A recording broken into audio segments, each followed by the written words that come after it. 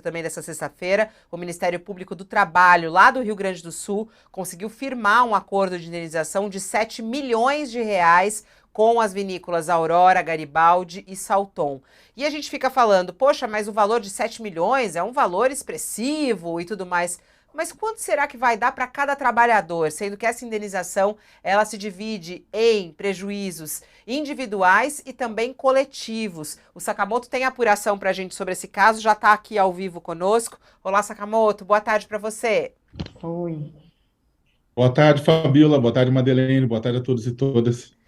Vamos lá, ô Sakamoto, todo mundo falou, poxa, 7 milhões, será que esse valor é suficiente? Não é suficiente? Será que essa é uma resposta adequada a esse crime tão bárbaro, né, que acontece com os trabalhadores, com parte dos trabalhadores brasileiros? Queria saber, o que você tem de informação a respeito dessa indenização, quanto cada trabalhador deve receber? Então, antes de fazer até um disclaimer, né? Porque o acordo, eu li o acordo, eu falei com procuradores, eu falei com outras pessoas envolvidas no caso, os procuradores, inclusive, que costuraram o caso. O acordo ele é bom por uma série de razões, assim, porque o acordo ele não é só o dinheiro. O acordo ele também tem um monte de outras ações, por exemplo, a forçar a mudança comportamental das 3 vinícolas, que agora vão ter que monitorar o tempo inteiro a sua cadeia produtiva e garantir que não tenha terceirização ilegal, que não tenha superexploração no trabalho, caso contrário, o MPT vai cair em cima, caso contrário, vai executar uma multa gigantesca e tudo isso mais. Então, o acordo em si ele não é um acordo ruim, ele é um acordo bom. Nesse ponto, o MPT ele conseguiu um avanço, né, para garantir qualidade de vida para os trabalhadores na região. Com relação aos valores, acho que é legal explicar para o pessoal entender, porque tem muita gente, os trabalhadores vão ganhar 7 milhões de reais cada. Não vão, não, calma lá. Os danos se dividem, esses 7 milhões, são 5 milhões em dano moral coletivo, porque o MPT protege a coletividade, então isso aí vai para melhorar projetos para trabalhadores, de uma maneira geral, para a coletividade, e 2 milhões são de dano moral individual, e aí são divididos por igual entre os 207 trabalhadores que foram prejudicados. Isso dá um valor pequeno, é claro, dá um valor de R$ 9.661,84, arredondando o centavo para cima. Então, R$ 9.661 para cada trabalhador e trabalhadora envolvida. Aí você pergunta, poxa, mas esse é o valor final? Não é o valor final finalíssimo. Esses 7 milhões foram obtidos com as 3 vinícolas. A Fênix, que é a contratadora direta, e outras empresas para as quais ela prestava serviço, por enquanto não houve acordo, a Fênix não quis negociar. Depois de pagar 1.100.000 em rescisão contratual, a Fênix falou assim, não vou negociar acordo, e foi para a justiça. Aí bloqueou-se 3 milhões de reais da Fênix e de outras empresas para garantir pagamento futuro, ou seja, pode ser que junte esses 2 milhões com mais 3 milhões, mas ainda vai ficar a discussão da justiça. Mesmo assim, você vai falar, pô, mas se juntar mesmo assim é pouco, vai dar o quê? 20 mil para cada um. O valor ele não é muito grande, aí eu perguntei qual que foi o cálculo. O cálculo envolvido tem, por exemplo, considera várias coisas. Tempo de trabalho, muitos dos trabalhadores que estavam envolvidos estavam há pouco tempo, um mês, etc. Não, é diferente, né, de outros casos em que teve envolvimento por vários meses, e tudo isso é considerado nesse cálculo para chegar nesse valor.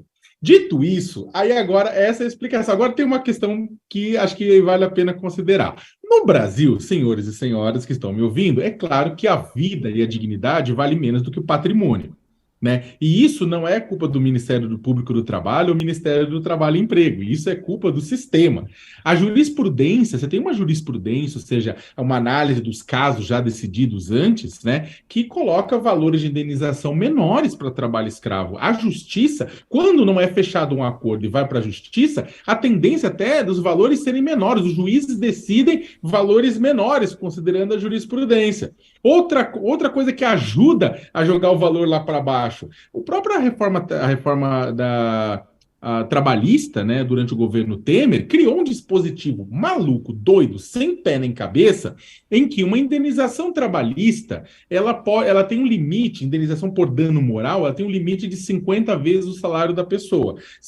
Ou seja, normalmente isso acontece quando a pessoa morre, aí a família recebe. Lá em Brumadinho, quando estourou a barragem da Vale, tentou-se aplicar esse dispositivo para que as famílias dos trabalhadores pobres recebessem no máximo 50 vezes o salário, 50 salários mínimos pela morte da pessoa. Por sorte, ignorou-se esse dispositivo, ignorou-se a lei exatamente para passar um valor maior, porque era um absurdo isso, né? Então é o seguinte, você tem realmente a justiça brasileira, de uma maneira geral, ela é pensada para o quê? Indenizar mais do que, ou seja, você vai pegar esses 10 mil reais, você vai falar, poxa, isso é menos do que a indenização se extravia minha mala numa viagem internacional.